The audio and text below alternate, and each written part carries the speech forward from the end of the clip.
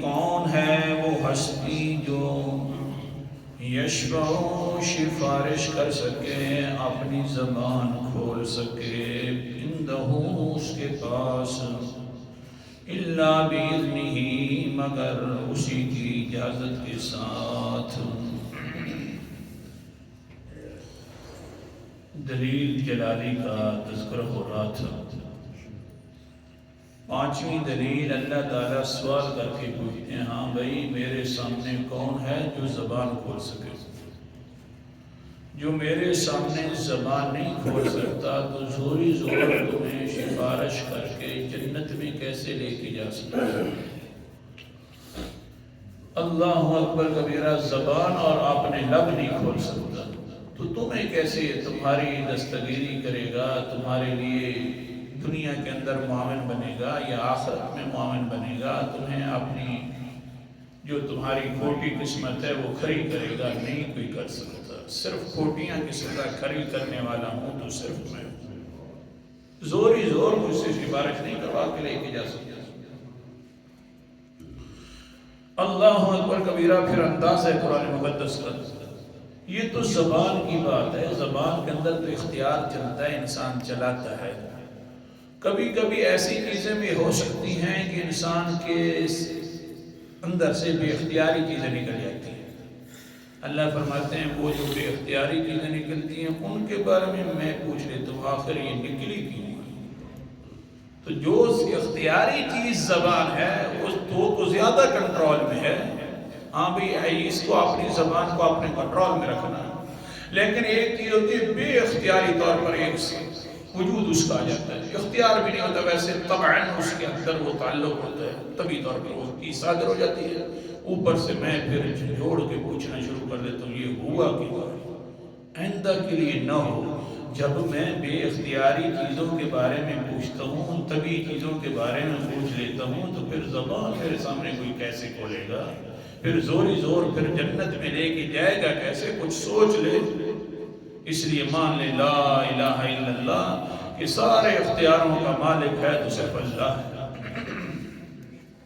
اللہ اکبر کبیرہ۔ حدیث پاک ترمذی شریف کی حدیث ہے،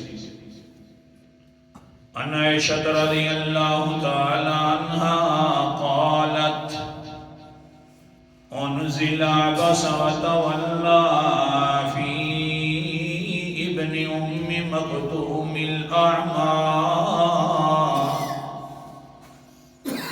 اتى رسول الله صلی اللہ علیہ وسلم فجعل يقول یا رسول اللہ ارشدنی۔ حضرت امی عائشہ رضی اللہ تعالیٰ عنہ فرماتی ہیں پیغمبر علیہ السلام کے دل مبارک کے اندر بہت زیادہ خیال آتا کہ مکے والے مشرک جو ہیں میری بات مان لیں، اور اگر نہیں بات مانتے تو کم سے کم میرے صحابہ پر ظلم نہ کریں۔ نہیں بات مانتے تو مرضی ہے، کون منوا سکتا ہے؟ زوری زور ہدایت اللہ دینے والا ہے، لیکن کم سے کم اتنا تو دیکھیں نا، عورتیں ہیں، بچے ہیں یا بوڑھے انسان ہیں، ان کے اوپر ظلم کرنا شروع کر دیتے ہیں۔ پیغمبر کے دل کے اندر ہر وقت یہ بات آتی رہتی تھی۔ اللہ اکبر کبیرہ۔ قرآن مقدس کا انداز، سورت کا نام سورت کہف ہے، 15واں پارہ ہے۔ اللہ تعالیٰ فرماتے ہیں فَلَعَلَّكَ بَاخِعٌ نَفْسَكَ عَلَىٰ آثَارِهِمْ إِن لَّمْ يُؤْمِنُوا بِهَٰذَا الْحَدِيثِ أَسَفًا۔ پہلی بات تو پیغمبر کے دل میں اتنی آتی کہ اوپر سے اللہ تسلیاں دیتے میرے پیغمبر دھیان کر کہیں اپنی جان کو نقصان نہ پہنچا دے۔ مشکل والا میں نے کرنا ہوگا، اپنی جان کو نقصان نہ دے دے، کہیں ضائع نہ ہو جائے تیری جان علی آثارہم، ان کی وجہ سے کہ ان لم یکن یؤمنوا بہذا الحدیث اسفا، کہ وہ ایمان نہیں لے آتے اس حدیث پر، اس قرآن پر افسوس کرتے کرتے یہ کہیں اپنی جان بھی ختم نہ کر بیٹھے۔ پہلا مقصد۔ دوسرا مقصد کیا ہوتا کہ میرے صحابہ پر ظلم نہ کریں. ہے تو بڑی عجیب بات. ہم یہاں پر سن لیتے ہیں، کہہ لیتے ہیں، وہ تو ان سے پوچھیے نا جن پر ظلم ہو رہا ہے. اب دیکھیے غزہ کیا آ گیا. بس یہ تو سننا آسان ہے، لیکن اس ظلم کی چکیوں میں پسنا کوئی آسان نہیں. ہاں پیغمبر مغموم ہے. آ جا گئے مکہ کے قریشی بڑے بڑے سردار. عتبہ بھی موجود ہے، شیبہ بھی موجود ہے، ہاں ابو جہل بھی موجود ہے، ظالم. سارے آ کر کہتے ہیں ہاں بھائی پیغمبر صاحب جی، ہم تیرے صحابہ پر آئندہ کے لیے ظلم نہیں کریں گے. ہمارے تک بھی بات پہنچ رہی ہے کہ آپ بڑے پریشان ہوتے ہیں. آپ کے صحابہ پر اگر ظلم کیا جائے، زیادتی آئندہ کے لیے نہیں کریں گے، لیکن کچھ بات یہ ہے کہ آپس کے اندر ہم ان کو سیٹنگ کر لینی چاہیے، بات طے کرنی چاہیے. حضرت محمد صلی اللہ علیہ وسلم نے فرمایا اچھا جی کون سی بات؟ ابھی تک وہ باتیں کہہ رہے تھے، اوپر سے حضرت جبرائیل علیہ السلام آ گیا. سورت کا نام سورت قلم ہے اور 29واں پارہ اللہ تعالیٰ نے فرمایا فَلَا تُطِعِ الْمُكَذِّبِينَ وَدُّوا لَوْ تُدْهِنُ فَيُدْهِنُونَ.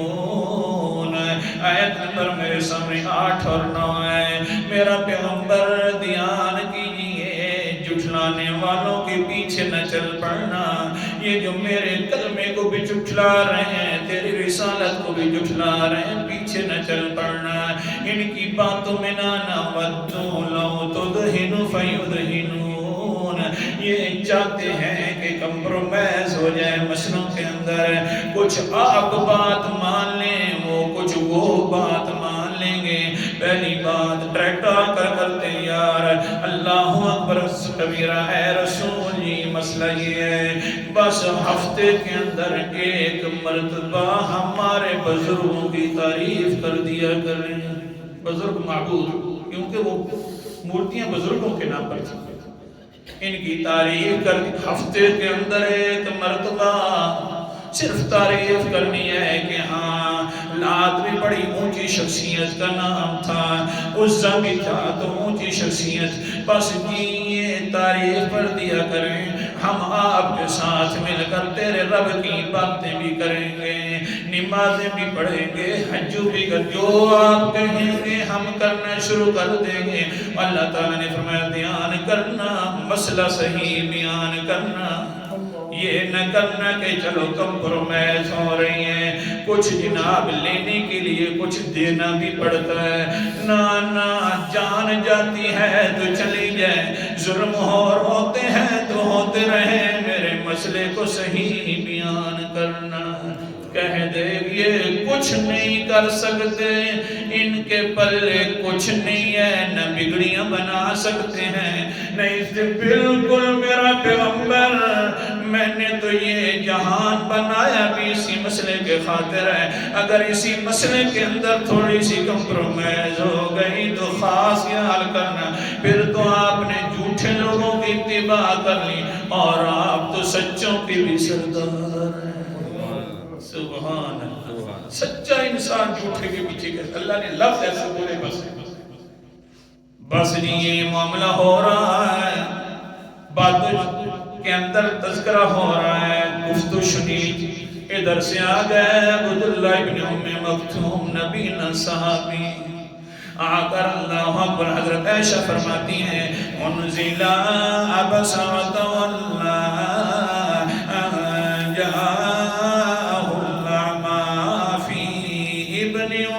مکتوم العما. بس یہی ہو رہا تھا، باتیں چل رہی تھی، حضور صلی اللہ علیہ وسلم ان سے خطاب کر رہے تھے، لیکن ایک اندازہ بھی آگے آتا رسول اللہ صلی اللہ علیہ وسلم فجعل يقول یا رسول اللہ ارشدنی وفی روایت علمنی مما علمک. اللہ اکبر کبیرہ. عرش ہو جاتے اور کہتے ہیں اللہ کے رسول جی مہربانی فرمائیے، جو اللہ نے تجھے سکھایا ہے وہ مجھے بھی سکھا سکھا دیجیے. خاص وقت ہوتا تھا پیغمبر کے پاس آتا. اس وقت میں آ کر وہ اللہ کے رسول اور کوئی آیت نہیں ہے قرآن پاک یہ بھی سنا دے. یہ اچھے پہلے بھی اسی طرح تھے حتیٰ کہ سبق روک رہا ہوں ایک ہاں صرف آپ سنتے نہیں تھے فوراً عمل کرتے بھئی سن کر بٹ ٹھیک ہے جی یاد کرنا فوراً عمل. حضور صلی اللہ علیہ وسلم کے پاس اللہ کے رسول جی کوئی آیت اتری ہے علمنی مما علمک اللہ کچھ سکھا دیجیے مجھے بھی اللہ کے رسول جی. اللہ اکبر کبیرہ. حضرت محمد مصطفیٰ صلی اللہ علیہ وسلم کے اوپر آیات اتر چکی تھی. قرآن مقدس کے اندر سورت کا نام سورت النحل ہے. اللہ تعالیٰ نے فرمایا والذین هاجروا فی اللہ من بعد ما ظلموا لنبوئنہم فی الدنیا حسنا ولاجر الآخرۃ اکبر لو کانوا یعلمون. آیت نمبر 41 ہے سورۃ نحل 14واں پارہ ہے. جن لوگوں نے ہجرت کر لی اللہ کے راستے میں بعد اس کے کہ ان کے اوپر ظلم بھی کر دیا گیا تو اللہ تعالیٰ دنیا کے اندر بھی اچھا ٹھکانہ دیں گے اور آخرت کے اندر تو اچھا اجر بہت بڑا ہے. لو کانوا یعلمون کاش کہ یہ لوگ اس کی شان کو معلوم کر لیں. یہ آیتیں سنی پہلا دن ہے سننے کا. عبداللہ ابن ام مکتوم کہتے اللہ کے رسول پھر میں بھی ہجرت کرتا ہوں مکہ میں ہجرت کرتا ہوں. حضور نے فرمایا اے صحابی کیسے ہجرت کرے گا نبی نے. اللہ کے رسول کی بس میں دعائیں کرتا ہوں اللہ تعالیٰ سے کوئی نہ کوئی اسباب ضرور بنا دے گا. اگر وہ میرے یہ راستے لے سکتا ہے تو راستے مجھے بتلا بھی سکتا ہے. تیرا کام تھا بتلانا سنانا قرآن پڑھانا. میں نے پڑھ لیا تو اب اللہ کا کام ہے اس کے اوپر مجھے عمل کروانا. دعا مانگنا شروع کر دی. در سے مصعب بن عمیر آ گئے. فرماتے اللہ کے رسول جی آیات مبارکہ جی ہاں اتر آئی ہیں. حضور صلی اللہ علیہ وسلم نے فرمایا مصعب بن عمیر جی اللہ کا رسول جی اچھا یہ کیا حال ہے تیرے دل. کہتے اللہ کے رسول جی بس ہجرت تو ضرور کرنی ہے. اللہ نے جب کہہ دیا ہجرت کرو تو اب سوچنا کیا. فرمایا اے مصعب میرے عبداللہ ابن ام مکتوم نبی نے صحابی کو بھی ساتھ لے کر جانا. راستے اللہ بناتا ہے. پھر آ گئے سبق آ گیا. اللہ کے رسول ارشدنی رہنمائی کیجئے مجھے سکھا دیے قرآن مقدس. بس حضور صلی اللہ علیہ وسلم نے دیکھا ہاں کدھر آ گئے. اس وقت بڑے بڑے قریشی سردار بیٹھے ہوئے ہیں جیسے بے اختیاری طور پر ماتھے انور کے اوپر سلٹیں آ گئیں. یہ حکم آ گیا طبی طور پر آ جاتی ہے نا انسان کا خیال بھی نہیں ہوتا. سلٹیں آ گئیں. اللہ اکبر کبیرہ بس سلٹیں آئی ہی تھی اوپر والا بھی بول پڑنا. آخر کار میرا پیغمبر نہ تیری زبان تیرے قبضے کے اندر ہے نہ تیری جان تیرے قبضے کے اندر آئی ہے. آخر کار میرا صحابی ہے نبی نہ ہے کہہ رہا یا رسول اللہ علمنی مما علمک اللہ. ایسے الفاظ بول رہا ہے تیرے ماتھے کے اوپر سلوٹی آئی کیوں ہیں. بس اس وقت آ رہا تھا تو آگے سے کہتا اللہ تمہیں سلام دے رہا ہے. وہ میں کئی وقت کا حوالہ دکھاتی ہوں. صحابہ آئیں مجلس میں بیٹھنے سے پہلے میرے سلام دے دیا کرو. آخر تو نے تو سلام دینے تھے. سلوٹیں کیوں آ گئی ہیں تیرے ماتھے انور کے اوپر پیشانی اقدس کے اوپر کیوں آخر کار یہ معاملہ ہو گیا. حالانکہ سنیے پیغمبر کو بڑی محبت تھی عبداللہ ابن ام مکتوم کے ساتھ. اللہ کے لیے کوئی بات نہیں چاہیے پیغمبر کے خلاف. تھوڑی سی بات آ گئی ایمان گیا. بڑی محبت تھی. یہ طبی طور پر ایک تقاضا ہوا کرتا ہے. انسان سوچتا بھی نہیں ہے ہو جاتا ہے انسان کے ذہن میں. بس بڑی محبت تھی. حضرت اس حدیث کو چھوڑا ہوں پھر جاؤں گا سبق چھوڑا. حضرت عبداللہ ابن ام مکتوم، اللہ اکبر کبیرہ، حضرت خدیجہ کے چچا زاد بھائی تھے رضی اللہ عنہ، حضرت خدیجہ کبریٰ کے چچا زاد بھائی عبداللہ ابن ام مکتوم بیٹھے ہوئے ہیں، قرآن مقدس کی آیات مبارکہ اتر آئی ہیں۔ اللہ اکبر کبیرہ، سورت کا نام سورت النساء ہے۔ اللہ تعالیٰ نے فرمایا لا يستوي القاعدون من المؤمنین، جو انسان گھروں کے اندر بیٹھا ہوا ہے اور ایک انسان جہاد کر رہا ہے، دونوں کے درجے برابر نہیں ہیں، بلکہ ان کے درجوں کے اندر ایک فرق نہیں ہے، درجات بہت زیادہ فرق ہے۔ یہ آیات مبارکہ اتری، ساری آیات کا منع نہیں کر سکتا، اتری ہی ہے۔ عبداللہ ابن ام مکتوم ساتھ بیٹھے ہوئے ہیں، رونے لگے، کہنے لگے اللہ کے رسول جی میرا عذر ہے، میں جا نہیں سکتا، دل میرا بھی کرتا ہے، لیکن جنہوں نے جہاد کیا ہے فضیلتیں ساری وہ لے گئے، میں نبی نہ صحابی ہوں، میں بیٹھا رہتا ہوں، میری آنکھیں ہوتی تو میں بھی شان یاد کرتا نا۔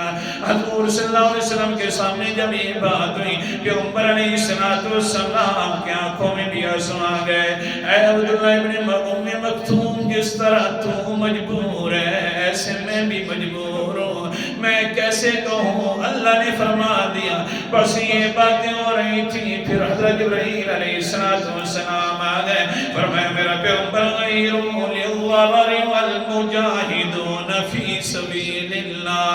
ایک لفظ اللہ فرماتے ہیں یہاں پر ضرور ہے کہ مومن بیٹھنے والا اور جہاد کرنے والا برابر نہیں ہے۔ ہاں بیٹھنے والا عذر کی وجہ سے بیٹھا ہے تو میں اس کے بھی درجے مجاہدین کی طرف کر دیتا ہوں۔ سبحان اللہ، پیغمبر سے محبت ہے۔